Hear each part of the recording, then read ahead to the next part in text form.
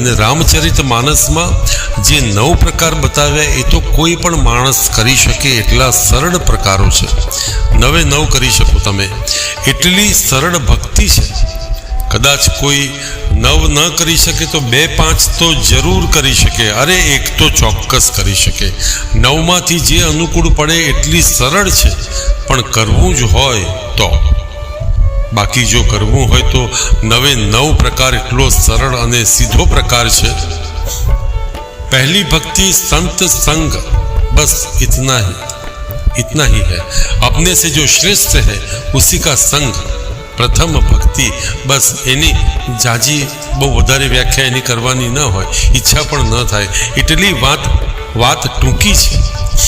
કદાચ કોઈને થાય સંત કોને કહેવો, સંતનો કોઈ ગણવેશ હોતો નથી. સંત આને કહો, બસ સંતની ઘણી વ્યાખ્યા છે. સંતના ગુણોનું તો શ્રુતિ અને શેષ પણ વર્ણન ન કરી શકે, પણ સંતની ટૂંકી વ્યાખ્યા કહેવી હોય તો એટલું જ કહી શકાય કે જેના સંગમાં શાંતિ મળે એનું નામ સંત. જે મને ને તમને પ્રસન્નતાથી ભરી દે એનું નામ સંત. જેના સંગમાં ગમે એનું નામ સંત. જેનો સંગ મારા ને તમારા વિચારોને બદલી નાખે, કોઈ જુદી જ ભૂમિકામાં ડોલાવે એનું નામ સંત. તો સંતનો સંગ એ પ્રથમ ભક્તિ. બીજી ભક્તિ ભગવત કથામાં પ્રેમ પરમાત્માની કથા જ્યાં થતી હોય.